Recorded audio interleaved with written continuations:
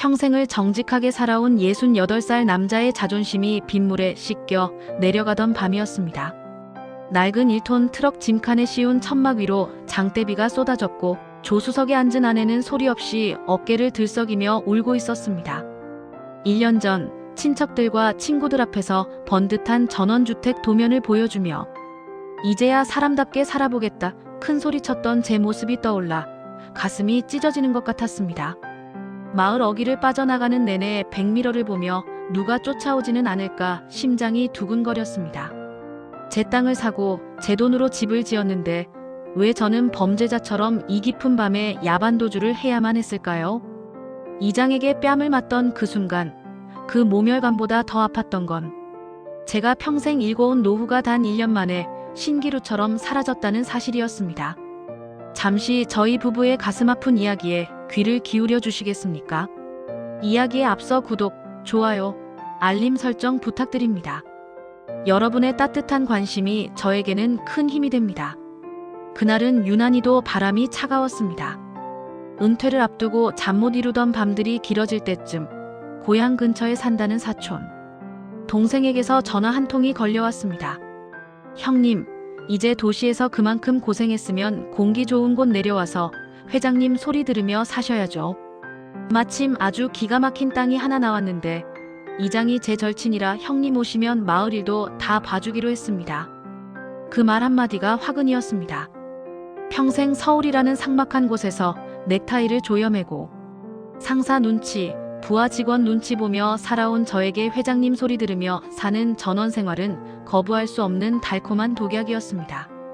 아내는 반대했습니다. 나이 들어서 병원 가깝고 친구들 있는 곳에 있어야지 연고도 없는 시골 가서 고생만 하면 어쩌냐며 도시 아파트를 지키자고 저를 말렸습니다.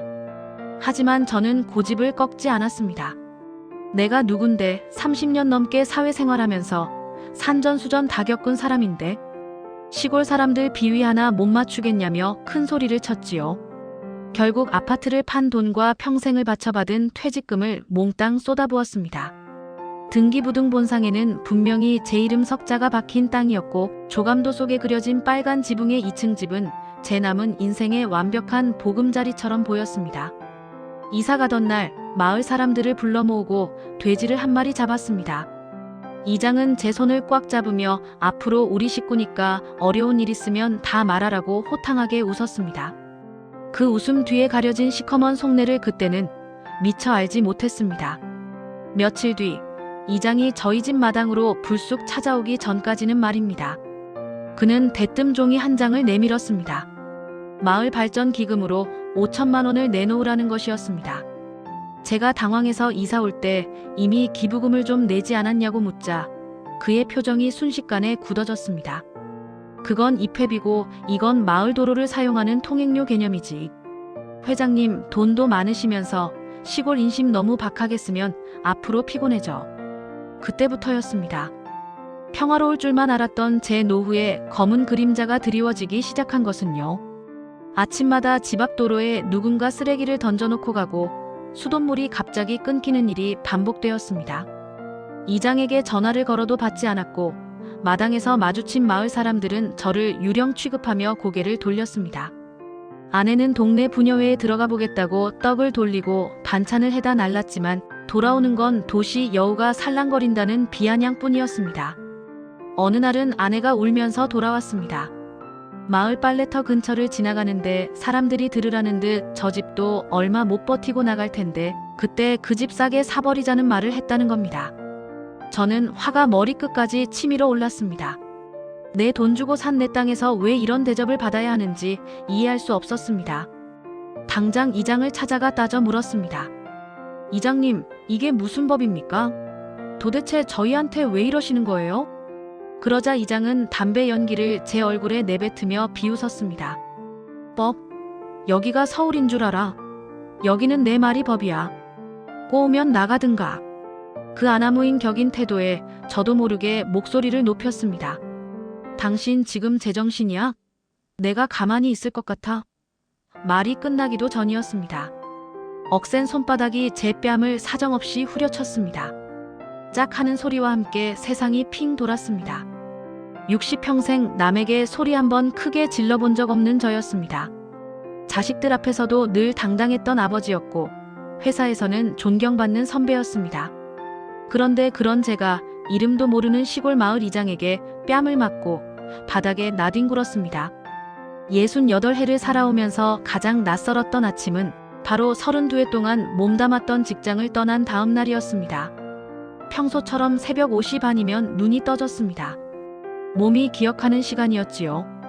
하지만 머리맡에 놓인 정장은 주인을 잃은 채 옷장 깊숙이 들어갔고 구두 주걱을 찾던 제 손은 허공에서 갈 길을 잃었습니다. 아내가 차려준 아침 식탁은 유난히 고요했습니다. 평소라면 신문을 뒤적이며 출근 시간 1분을 다퉜을 텐데 이제 저에게 남은 건 끝을 알 수 없는 막막한 시간이었습니다. 식사를 마치고 거실 소파에 앉아 창밖을 내다봤습니다. 빼곡하게 들어선 아파트 숲과 그 사이를 바쁘게 오가는 자동차들. 저 속에서 나는 평생을 전쟁하듯 살았구나 싶었습니다. 넥타이는 제 목을 조이는 밧줄이었고 매일같이 치러야 했던 회의와 접대, 상사들의 무리한 요구는 제 영혼을 조금씩 갉아먹고 있었습니다. 그 보상으로 받은 퇴직금 통장의 숫자를 확인하며 안도했지만 정작 제 마음속엔 텅 빈 구멍이 뚫려 있었습니다. 이 거대한 도시 서울에서 이제 더 이상 저를 필요로 하는 곳은 없다는 사실이 지독한 소외감으로 다가왔습니다. 그러던 어느 날 서재를 정리하다 낡은 사진첩 하나를 발견했습니다. 빛바랜 흑백 사진 속에는 어린 시절 제가 뛰놀던 고향 마을의 뒷동산과 개울가가 있었습니다. 그 사진을 보는 순간 가슴 한구석에서 뜨거운 무언가가 솟구쳤습니다. 그래, 흙을 밟고 살아야지. 콘크리트 벽에 갇혀 시들어가는 게 아니라 내가 직접 씨를 뿌리고 땀 흘려 수확하는 진짜 삶을 살아야겠다는 생각이 머릿속을 가득 채웠습니다. 여보, 우리 시골 내려가서 살면 어떨까? 조심스럽게 꺼낸 제 말에 아내는 젓가락을 내려놓았습니다.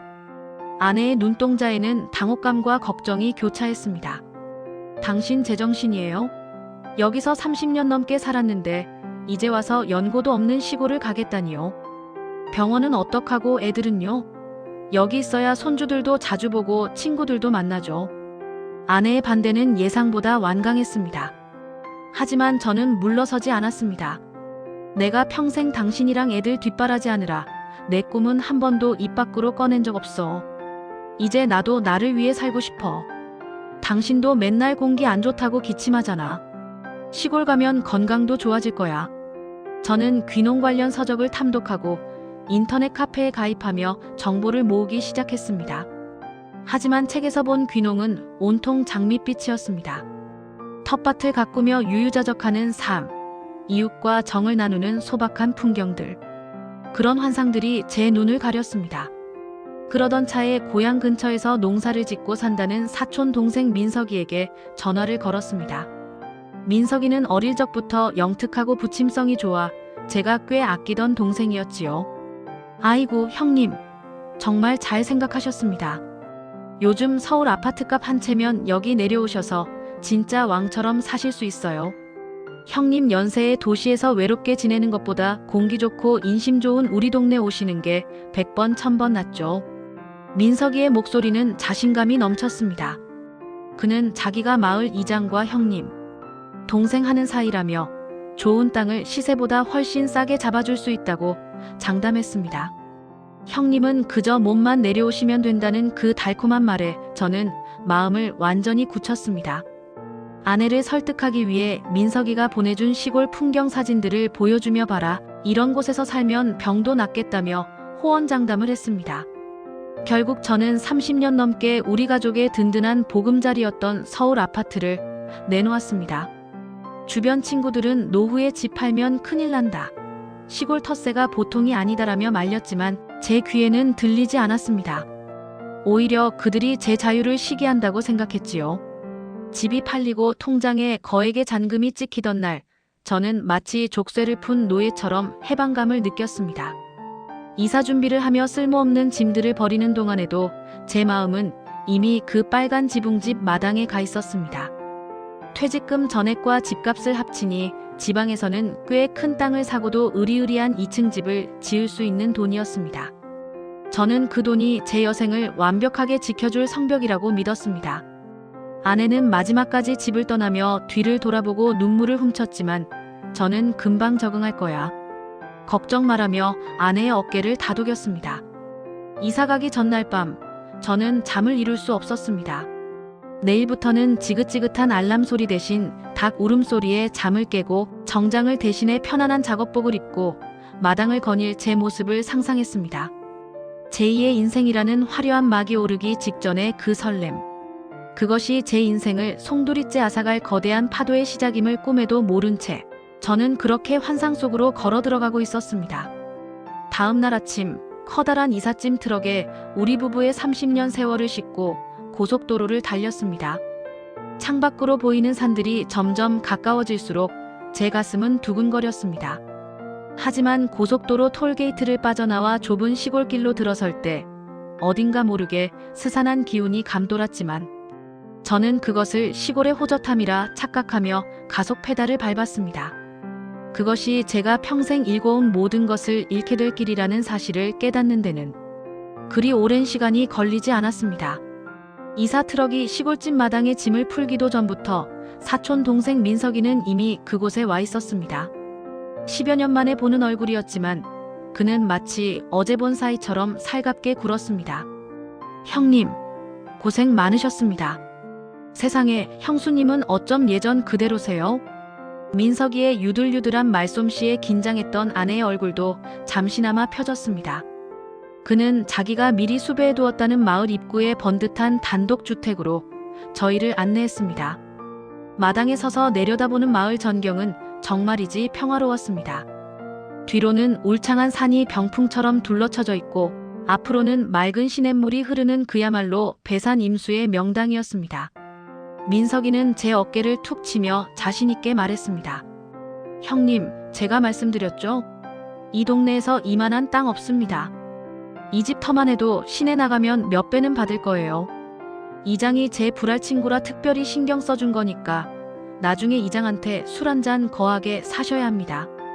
그날 저녁 민석이는 저를 마을 근처의 허름하지만 맛집으로 소문났다는 식당으로 데려갔습니다. 그 자리에는 마을 이장이라는 사람도 합석했습니다. 60 초반쯤 되어 보이는 이장은 투박한 손마디에 거친 사투리를 썼지만 첫인상은 호탕해 보였습니다. 서울서 회장님 오신다기에 내 동네 일 다 제쳐두고 달려왔소. 민석이가 형님 자랑을 어찌나 하던지 우리 마을에 이런 귀한 분이 오셔서 내가 다 든든하네.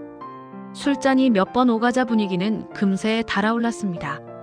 이장과 민석이는 찰떡궁합처럼 말을 맞췄습니다. 요즘 이 근처에 대규모 관광단지가 들어설 계획이라 땅값이 하루가 다르게 뛰고 있다는 둥, 지금 이 집과 땅을 사두는 건 돈을 버는 게 아니라 줍는 거라는 둥, 듣고만 있어도 부자가 된 기분이었습니다. 평생 남의 눈치 보며 월급쟁이로 살아온 저에게 투자와 개발이라는 단어는 너무나 매력적이었습니다. 형님, 사실 이 땅 주인이 급하게 돈이 필요해서 내놓은 거라. 내일까지 계약 안 하면 다른 사람한테 넘어갑니다. 내일 당장 잔금 치르고 등기 치시죠. 형님 명의로 딱 해놓으면 누가 뭐래도 형님 땅 아닙니까? 민석이의 목 치는 소리에 저는 취기가 오른 채 고개를 끄덕였습니다. 사실 아내와 상의를 더 해봐야 했지만 기회를 놓칠까봐 조바심이 났습니다.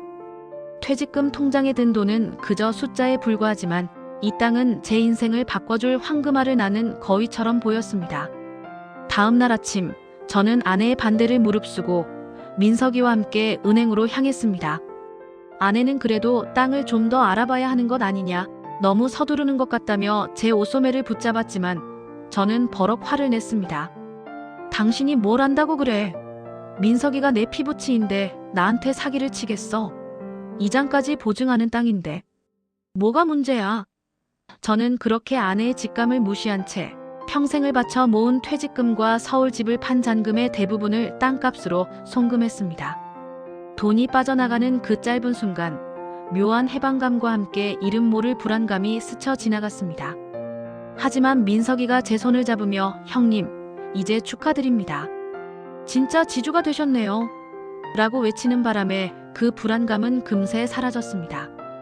계약서를 품에 안고 돌아오는 길, 세상이 제 것인 양당당했습니다.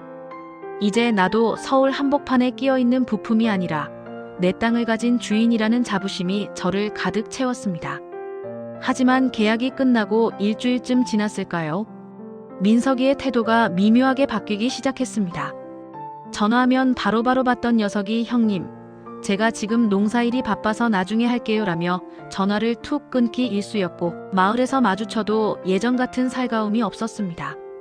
그러던 중 집마당에 울타리를 치려고 자재를 들여왔을 때였습니다. 어디선가 마을 이장이 험상궂은 표정으로 달려왔습니다. 아니 회장님, 누구 마음대로 여기다 울타리를 쳐요? 저는 당황해서 물었습니다. 아니 이장님, 제 땅에 제 집 울타리 치는 게 뭐가 문제입니까? 계약서도 다 썼는데요.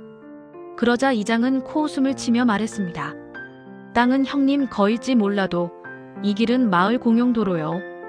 여기 울타리 치면 마을 경운기는 어디로 다녀? 그리고 이 집 지을 때 마을 발전 기금 냈소. 그런 것도 없이 무슨 공사를 한다고 그래. 심장이 내려앉는 기분이었습니다. 민석이에게 전화를 걸었지만 신호음만 갈 뿐 받지 않았습니다. 아내는 마당 구석에서 그 광경을 지켜보며 얼굴이 하얗게 질려 있었습니다. 제가 그토록 믿었던 사촌 동생, 그리고 호탕하게 웃으며 형님이라 부르던 이장의 얼굴 위로 낯선 그림자가 드리워지기 시작했습니다. 그제야 저는 깨닫기 시작했습니다. 제가 들어온 곳은 아늑한 안식처가 아니라 굶주린 짐승들이 파놓은 깊은 함정이었을지도 모른다는 사실을요. 통장의 잔고는 이미 바닥을 보이고 있었고 제가 기댈 곳은 이제 아무데도 없었습니다. 민석이가 말한 관광단지 계획은 어디에도 공고된 적이 없었고 제가 산 땅은 건축 허가조차 제대로 나지 않은 복잡한 사연이 얽힌 땅이었습니다. 30년 직장 생활의 결실이 단 일주일 만에 모래성처럼 무너져 내리고 있었습니다. 집 마당에 울타리를 치려다 이장에게 제지를 당한 그날 밤, 저는 한숨도 자지 못했습니다.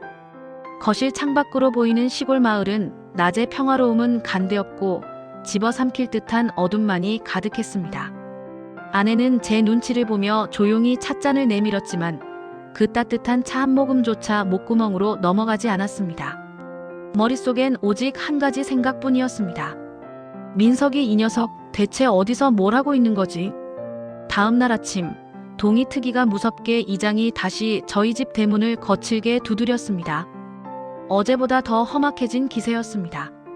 이번에는 혼자가 아니었습니다. 마을 청년회장이라는 40줄의 사내와 부녀회장까지 대동하고 나타났습니다. 회장님 나오셔. 마을 사람들 다 모여서 얘기 좀 해야겠으니까. 저는 헝클어진 머리를 대충 쓸어 넘기며 마당으로 나갔습니다. 이장은 제 얼굴을 보자마자 품 안에서 꼬깃꼬깃한 서류 뭉치를 꺼내 들었습니다. 어제 내가 말한 마을 발전 기금 말이오. 동네 회의 거쳐서 결정된 거니까 군말 말고 내놓으시오. 5천만 원. 저는 제 귀를 의심했습니다. 5천만 원이라니요? 이장님, 이 집 살 때 이미 마을에 기부금조로 몇백만 원 냈지 않습니까? 민석이가 다 해결됐다고 했는데요. 제 말이 끝나기도 전에 청년회장이라는 사내가 제 앞으로 불쑥 다가왔습니다. 술 냄새가 확 풍겼습니다. 어이 아저씨. 민석이가 낸 건 민석이 사정이고 서울서 돈 보따리 싸들고 내려왔으면 동네 인심도 좀 쓰고 해야지.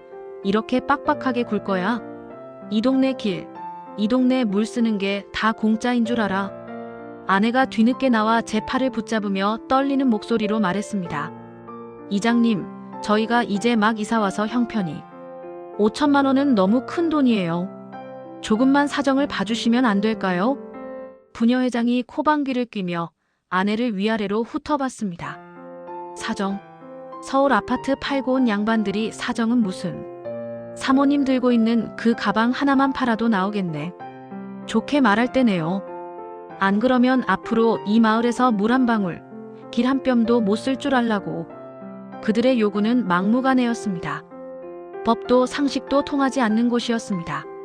저는 일단 민석이와 연락을 해보고 결정하겠다며 그들을 돌려보냈습니다. 하지만 민석이는 여전히 전화를 받지 않았습니다. 미칠 노릇이었습니다. 30년 넘게 조직 생활을 하며 온갖 협상과 갈등을 겪어봤지만 이런 식의 밑도 끝도 없는 갈취는 처음이었습니다. 그날 이후 마을의 기류는 눈에 띄게 차가워졌습니다. 아내가 시장에 가려고 마을 길을 걸어가면 평상에 앉아있던 노인네들까지 대놓고 손가락질을 하며 수군거렸습니다. 저게 그 서울서 온 깍쟁이 마누라래. 돈 아까워서 마을 기금도 안 내고 버틴다며. 독종이네, 독종이야. 아내는 집에 돌아와 앞치마에 얼굴을 묻고 소리 없이 울었습니다. 더 기가 막힌 건 생활의 불편함이었습니다. 어느 날 갑자기 수돗물이 끊겼습니다. 마을 공동 지하수를 쓰는데 저희 집으로 연결된 밸브가 고장났다며 수리하는데 한 달은 걸릴 거라는 이장의 통보가 있었습니다. 말이 술이지 대놓고 물을 끊어버린 것이었습니다. 생수를 사다가 밥을 짓고 몸을 씻는 비참한 생활이 시작되었습니다. 밤마다 집 주변에서는 이상한 소리가 들렸습니다. 누군가 대문을 발로 차고 도망가기도 하고 마당에 쓰레기 봉투를 던져놓고 가기도 했습니다. 한 번은 밤늦게 창밖을 보니 어둠 속에서 누군가 우리 집을 빤히 쳐다보고 있는 실루엣을 발견했습니다. 공포가 엄습했습니다. 이곳은 더 이상 꿈꾸던 낙원이 아니라 보이지 않는 벽에 갇힌 감옥이었습니다. 저는 결국 차를 몰고 민석이의 집으로 찾아갔습니다. 읍내에서 조금 떨어진 곳에 있는 그의 집은 굳게 닫혀 있었습니다. 이웃 주민에게 물어보니 민석이 그 친구 빚쟁이들 피해서 도망간 지 일주일 넘었어라는 충격적인 대답이 돌아왔습니다. 다리가 후들거렸습니다. 도망이라니. 나한테 그 땅을 팔아놓고 도망을 가. 그제야 모든 퍼즐이 맞춰지기 시작했습니다. 민석이는 자기 빚을 갚기 위해 이장과 짜고 저를 이 마을로 끌어들인 것이었습니다. 제가 낸 땅값의 절반 이상이 민석이의 주머니로 들어갔고 나머지는 이장과 마을 실세들이 나누어 가졌을 거라는 합리적인 의심이 들었습니다. 평생 남을 믿고 정직하게 살아온 제 삶이 한순간에 부정당하는 기분이었습니다. 집으로 돌아오는 길, 마을 입구에 세워진 범죄 없는 마을이라는 편말이 저를 비웃는 것 같았습니다. 차를 세우고 핸들에 머리를 처박은 채 오열했습니다.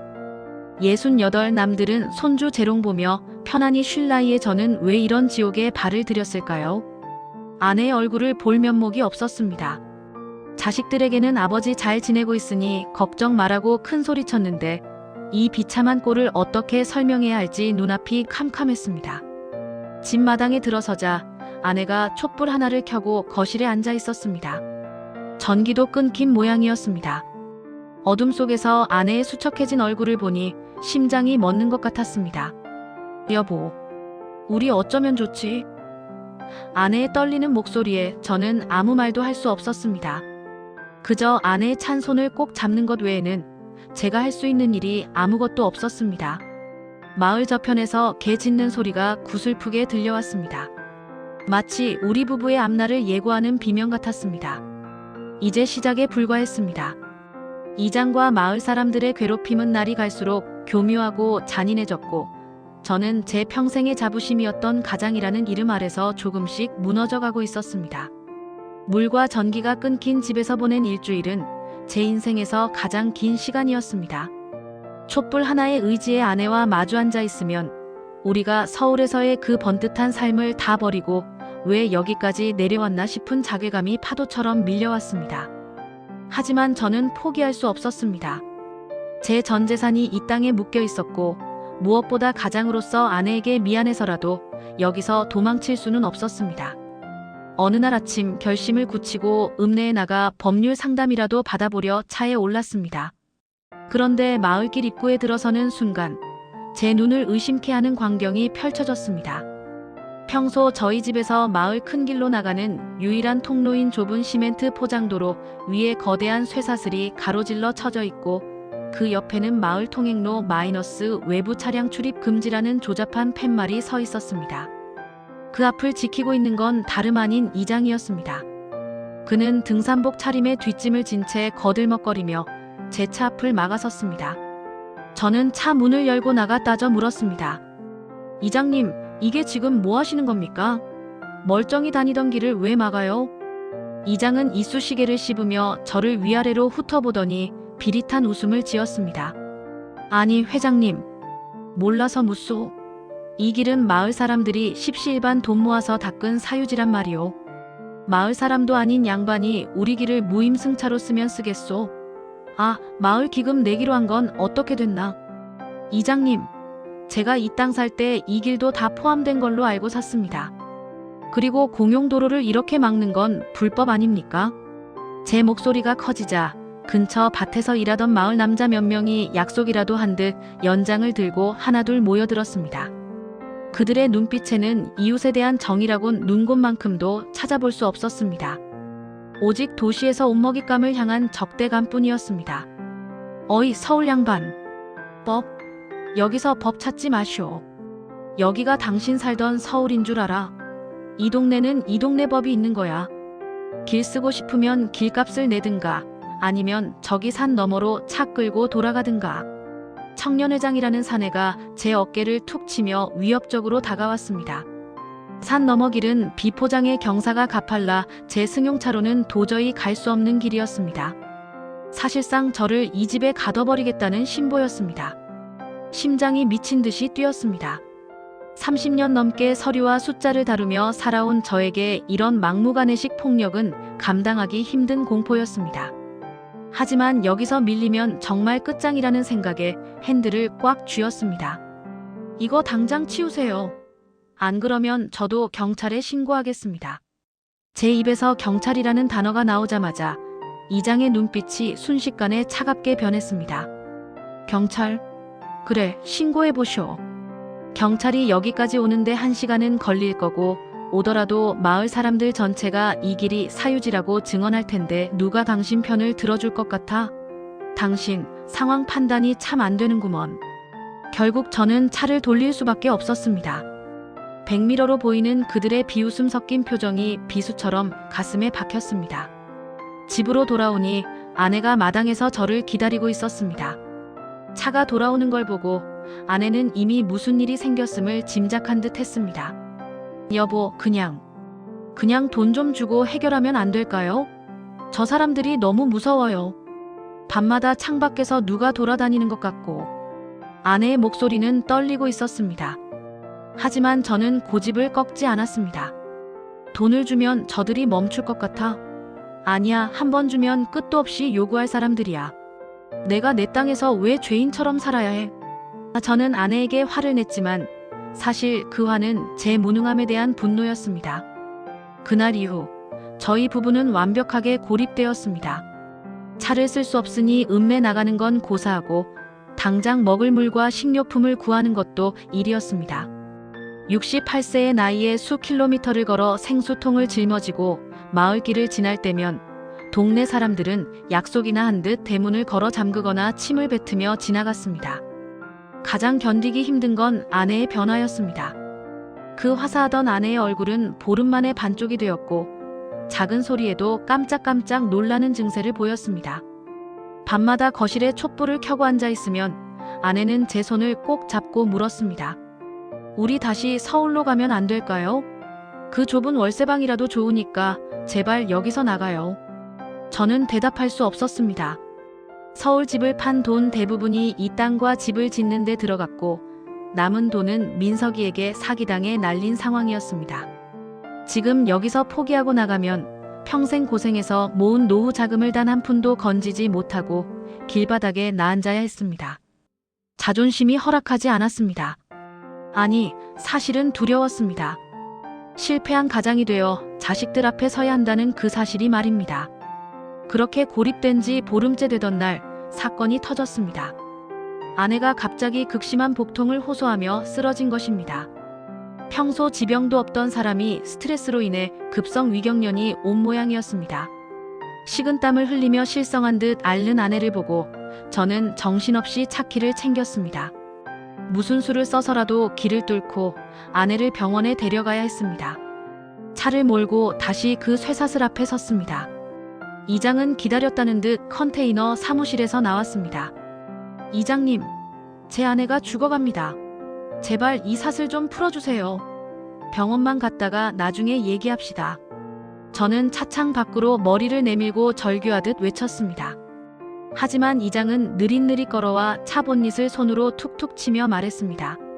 사람이 아픈 건 안 됐는데 그건 그거고 길값은 길값이지. 5천만 원 입금 확인 전까지는 개미 새끼 한 마리 못 지나가. 눈앞이 붉게 변했습니다. 제 아내가 뒷좌석에서 신음하고 있는데 눈앞에 이 인간은 돈 타령만 하고 있었습니다. 저는 차에서 내려 이장의 멱살을 잡으려 했습니다. 당신이 사람이야? 내 마누라 잘못되면 당신 내가 죽여버릴 거야. 그 순간이었습니다. 뒤에서 지켜보던 청년회장이 제 팔을 낚아채더니 저를 바닥으로 세차게 밀쳤습니다. 아스팔트 바닥에 무릎과 손바닥이 갈려나가는 고통이 느껴졌습니다. 그리고 제 위로 차가운 그림자가 드리워졌습니다. 아스팔트 바닥에 처박힌 제 손바닥에서 뜨거운 피가 배어나왔습니다. 하지만 그 통증보다 더 아픈 건 뒷좌석에서 신음하는 아내의 울음소리였습니다. 68세, 남들은 인생을 정리하며 존경받을 나이에 저는 차가운 길바닥에 엎드려 짐승만도 못한 취급을 받고 있었습니다. 저는 떨리는 손을 짚고 일어나 다시 이장에게 다가갔습니다. 비굴해도 좋았습니다. 제 자존심이 깎여나가도 상관없었습니다. 오로지 아내를 병원에 데려가야 한다는 생각뿐이었습니다.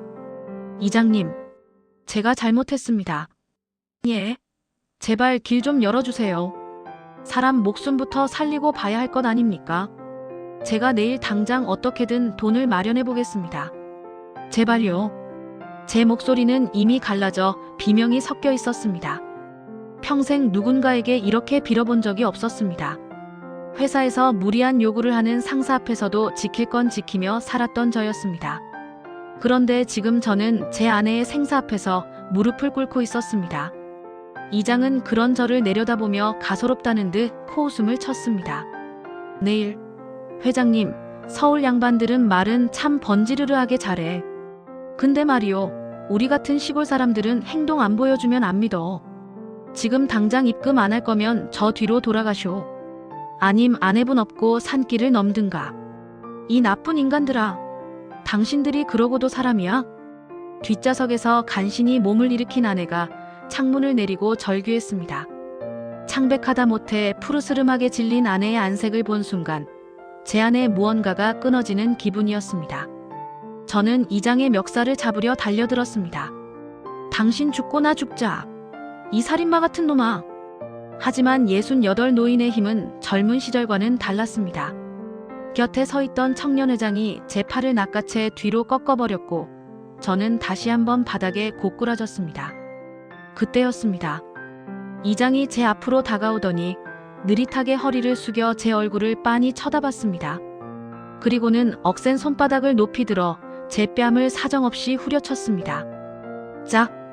고요한 시골길에 살점이 터지는 듯한 소리가 울려 퍼졌습니다. 순간 눈앞이 번쩍하며 세상이 핑 돌았습니다. 입안에서 비릿한 피냄새가 올라왔고 왼쪽 귀에서는 이명 소리가 들려왔습니다. 뺨이 화끈거리는 고통보다 더 참기 힘든 건 제 아내가 보는 앞에서, 그리고 비웃음을 흘리는 마을 사람들 앞에서 당한 지독한 수치심이었습니다. 어디서 눈을 부릅떠? 서울서 회장 소리 들으니까 여기가 우스워 보이지? 여긴 내 땅이고 내 법이야. 한 번만 더 대들면 그땐 뺨 정도로 안 끝나. 이장의 서슬 퍼런 목소리가 비수처럼 가슴에 박혔습니다. 저는 바닥에 엎드린 채 고개를 들 수 없었습니다. 눈물이 뺨을 타고 흘러내려 아스팔트를 적셨습니다. 슬퍼서 흘리는 눈물이 아니었습니다. 평생을 정직하고 성실하게 일궈온 제 인생이 이 무도한 인간의 손바닥 한 번에 쓰레기처럼 버려졌다는 사실이 너무나 분하고 억울해서 차오르는 피눈물이었습니다. 아내는 차 문을 열고 기어나오다시피 해서 저를 껴안았습니다. 여보 괜찮아요? 하지 마요, 제발. 우리 그냥 가요. 제발. 아내는 제 뺨을 만지며 오열했습니다. 아내의 손길이 닿은 뺨이 더 아프게 느껴졌습니다. 남편으로서 아내를 지켜주지는 못할 망정 아내 앞에서 매를 맞는 이 비참한 꼴을 보여주다니요. 마을 사람들은 마치 구경거리라도 난 듯 멀찍이 서서 웅성거렸습니다. 누구 하나 말리는 사람도 괜찮냐고 묻는 사람도 없었습니다. 오히려 진작 돈 내고 좋게 살지 왜 저렇게 고집을 피워서 매를 번대? 라는 비아냥거림이 바람을 타고 들려왔습니다. 소름 끼치도록 차가운 인심이었습니다. 저는 결국 아내를 등에 업었습니다. 차는 그 자리에 버려둔 채였습니다. 68세의 노구가 감당하기엔 아내의 몸무게가 납덩이처럼 무거웠지만 지금 당장 이곳을 벗어나지 않으면 숨이 막혀 죽을 것만 같았습니다. 산길을 돌아 나가는 내내 이장의 웃음소리가 뒤통수를 따라다니는 환청이 들렸습니다. 여보, 미안해. 내가 미안해. 등 뒤에서 흐느끼는 아내의 눈물이 제 뒷덜미를 적셨습니다. 산길을 걷다 몇 번을 넘어지고 무릎이 깨졌는지 모릅니다. 하지만 저는 아내를 놓지 않았습니다. 아니, 놓을 수 없었습니다. 이것이 제가 가장으로서 지킬 수 있는 마지막 자존심이었기 때문입니다. 겨우 산 너머 큰 길로 나와 지나가는 차를 잡아 읍내병원으로 향하는 내내 저는 창밖을 보며 결심했습니다. 법, 정의, 그런 건 시골 구석탱이까지 닿지 않는다는 걸 뼈저리게 깨달았습니다. 이제 남은 건 하나뿐이었습니다. 제가 가진 전 재산이 녹아있는 그 집, 그 땅을 다 포기하더라도 좋으니 이 지옥 같은 곳에서 살아나가는 것. 그리고 저 인간들이 저지른 죄값을 반드시 치르게 하겠다는 처절한 복수심뿐이었습니다. 병실 침대에 누워 링거를 맞으며 잠든 아내의 수척한 얼굴을 보니 가슴이 미어졌습니다. 아내의 손등은 고된 시골 생활 보름만에 거칠어져 있었습니다. 저는 병원복도 거울에 비친 제 모습을 보았습니다. 한쪽 뺨은 붉게 부어오르고 머리는 헝클어진 초라하기 짝이 없는 늙은이 하나가 서 있었습니다. 그날 밤 저는 자식들에게 전화를 걸려다 멈췄습니다. 잘 살고 있다고 공기 좋고 인심 좋다고 자랑했던 제 목소리가 떠올라 도저히 번호를 누를 수 없었습니다. 평생 자식들에게 든든한 버팀목이었던 아버지가 시골 이장한테 뺨을 맞고 쫓겨났다는 말을 어떻게 할 수 있겠습니까? 저는 홀로 병원 벤치에 앉아 밤하늘을 올려다보았습니다. 서울의 밤하늘보다 별은 훨씬 많았지만 그 별빛은 차갑기만 했습니다. 병원에서 사흘을 보낸 뒤 아내의 병세는 조금 가라앉았지만 마음의 병은 깊어질 대로 깊어져 있었습니다. 병실 문 열리는 소리에도 몸을 떨며 제 손을 꼭 잡는 아내를 보며 저는 더 이상 지체할 수 없다고 판단했습니다. 읍내에 있는 작은 법률 사무소를 찾아갔습니다. 변호사를 만나 이 억울함을 풀고 이장과 마을 사람들을 고소해서라도 제 땅과 자존심을 되찾고 싶었습니다. 하지만 변호사의 대답은 제 가슴에 대못을 박았습니다. 선생님, 심정은 충분히 이해합니다만 현실적으로 쉽지 않습니다. 통행로 문제는 그 길이 마을 공용지로 등기되어 있거나 관습상 도로라는 증거가 있어야 하는데 서류상으로는 사유지들이 얽혀 있네요. 게다가 마을 사람들 전체가 이장 편을 들며 증언하면 외지인인 선생님 혼자 힘으로는 이기기 힘든 싸움입니다. 비용도 비용이지만 시간도 몇 년은 걸릴 거예요. 아니, 변호사님, 제가 뺨까지 맞았습니다. 제 아내가 죽을 뻔했는데 길을 막았다고요? 이게 법치국가에서 있을 법한 일입니까? 제 절규의 변호사는 안쓰러운 눈빛으로 고개를 저었습니다. 시골 텃세라는 게 법보다 무서운 겁니다. 증거 사진이나 녹취라도 있으면 모를까 마을 사람들끼리 입을 맞추면 폭행 사실도 입증하기 어렵습니다. 차라리 적당히 합의를 보시고 나오시는 게 건강이나 정신 건강에 나으실 겁니다. 법조차 저를 외면한다는 사실에 눈앞이 캄캄해졌습니다. 마지막 희망이라도 잡는 심정으로 연락이 끊겼던 사촌 동생 민석이의 행방을 쫓았습니다. 수소문 끝에 그가 근처 면 소재지의 한 허름한 술집에 나타난다는 정보를 입수했습니다. 저는 병실에 아내를 두고 단숨에 그곳으로 달려갔습니다. 술집 구석에서 초라한 행색으로 술을 마시고 있는 민석이를 발견했을 때 제 아내의 분노는 극에 달했습니다. 저는 그의 멱살을 잡고 거칠게 끌어냈습니다. 이 나쁜 놈아, 내가 어떻게 나한테 이럴 수 있어? 내 말 믿고 내려온 형 노후를 이렇게 망쳐놔. 민석이는 제 손을 뿌리치며 비틀거렸습니다. 미안해하는 기색조차 없었습니다. 오히려 적반하장으로 소리를 질렀습니다. 형님, 저라고 이러고 싶었겠어요? 저도 보증 잘못 써서 집 날리고 길바닥에 나앉게 생겼는데 형님 돈 좀 썼다고 그게 그렇게 죽을 죄입니까? 어차피 그 땅 형님 이름으로 등기됐잖아요. 그럼 됐지. 왜 나한테 난리야? 뭐라고? 등기만 되면 다야. 이장이 길 막고 뺨 때리고 마을 기금 내놓으라고 협박하는데 내가 이장이랑 한패 아니었어. 제 물음에 민석이는 비릿한 웃음을 지었습니다. 형님, 시골 내려오려면 그 정도 각오는 하셨어야죠. 제가 이장한테 형님 돈 많다고 좀 흘린 건 맞아요. 그래야 저도 숨 좀 쉬니까요. 근데 형님, 그거 알아요? 그 땅, 원래 건축 허가도 안 나는 맹지였던 거 제가 이장 불러서 서류 조작해서 넘긴 거예요.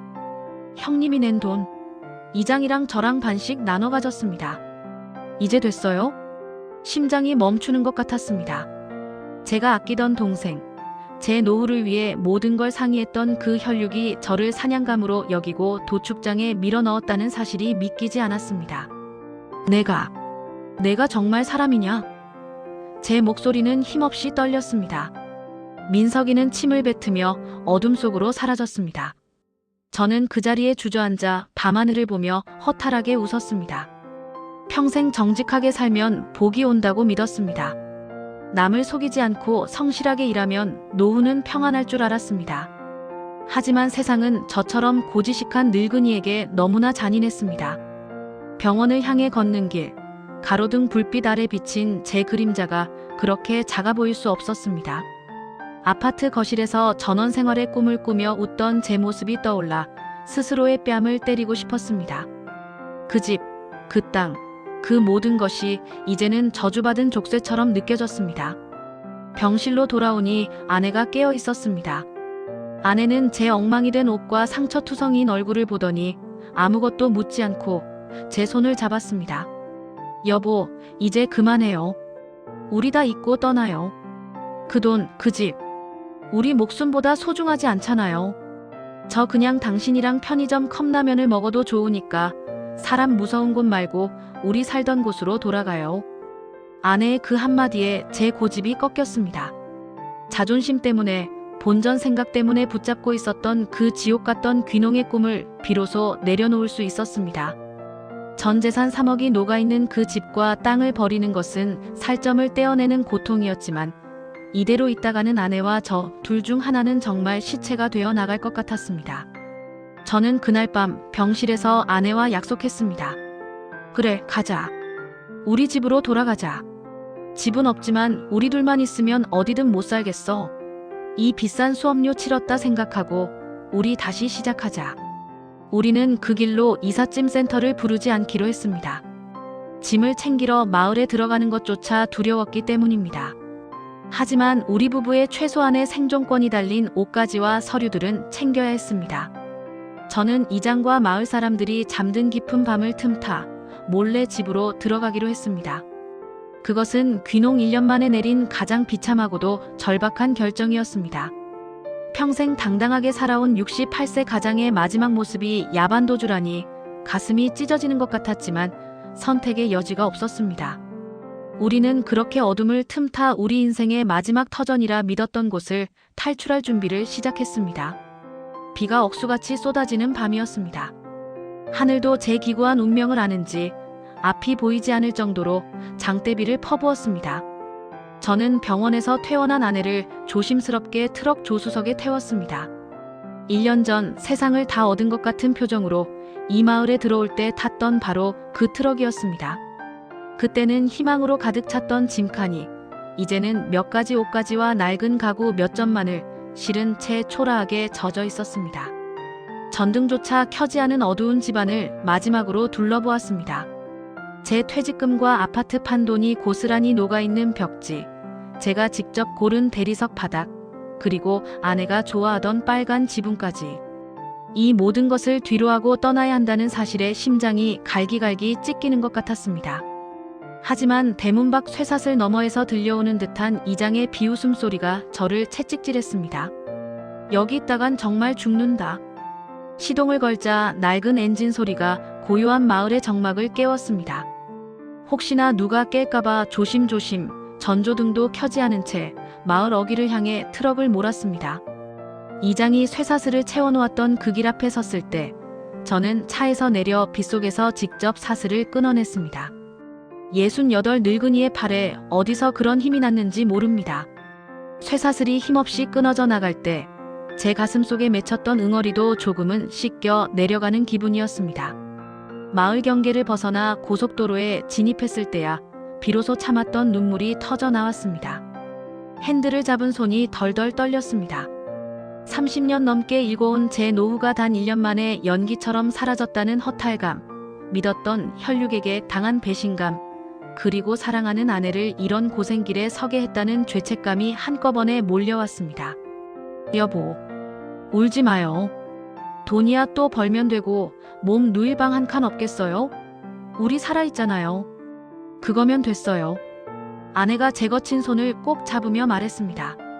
그 작은 손의 온기가 차가운 빗속에서 저를 지탱해주는 유일한 동아줄이었습니다.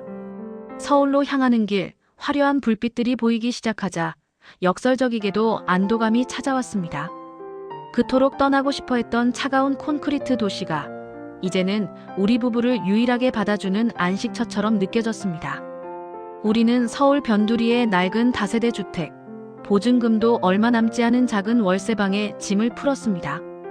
예전 아파트 거실만 한 크기의 방이었지만 더 이상 밤마다 대문을 발로 차는 소리도 길을 막겠다는 협박도 없었습니다.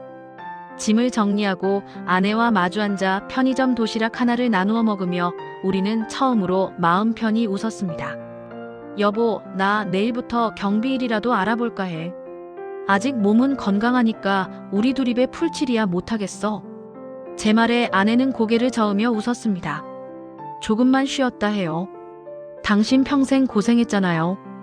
우리 욕심 부리지 말고 남은 인생은 정말 우리 둘만 생각하며 살아요. 비싼 수업료 치렀다 생각하자고요. 그날 이후 저는 깨달았습니다. 노후의 가장 중요한 자산은 통장에 든 돈도 번듯한 전원주택도 아니었습니다. 어떤 상황에서도 내 편이 되어주는 배우자, 그리고 허황된 꿈에 눈멀지 않는 냉철한 현실 감각이었습니다. 우리는 흔히 은퇴 후의 낭만을 꿈꿉니다. 하지만 준비되지 않은 낭만은 지옥보다 참혹할 수 있다는 것을 저는 제 전 재산을 바쳐 배웠습니다. 이제 저는 새벽마다 아파트 단지를 청소하는 일을 합니다. 예전처럼 회장님 소리는 듣지 못하지만 땀 흘려 번 돈으로 사먹는 뜨끈한 국밥 한 그릇이 세상 무엇보다 달콤합니다. 가끔 거울 속에 옅어진 뺨의 흉터를 보며 그때의 분노를 떠올리기도 하지만 이제는 이장도 민석이도 미워하지 않기로 했습니다. 그 미움조차 제 아까운 노후를 갉아먹는 독이라는 걸 알기 때문입니다. 시청자 여러분, 혹시 여러분 중에도 귀농이나 화려한 투자로 노후를 한 번에 바꾸고 싶어 하는 분이 계십니까? 부디 저의 이 비참한 사연을 기억해 주십시오. 내가 가진 것을 지키는 것이 새로 얻는 것보다 100배는 중요합니다. 믿었던 사람일수록 경계하고 내 손에 쥔 통장은 죽는 날까지 자식에게도 보여주지 마십시오. 그것이 이 험난한 세상에서 노년의 자존심을 지키는 유일한 길입니다. 비온 뒤 땅이 굳어진다고 했습니다.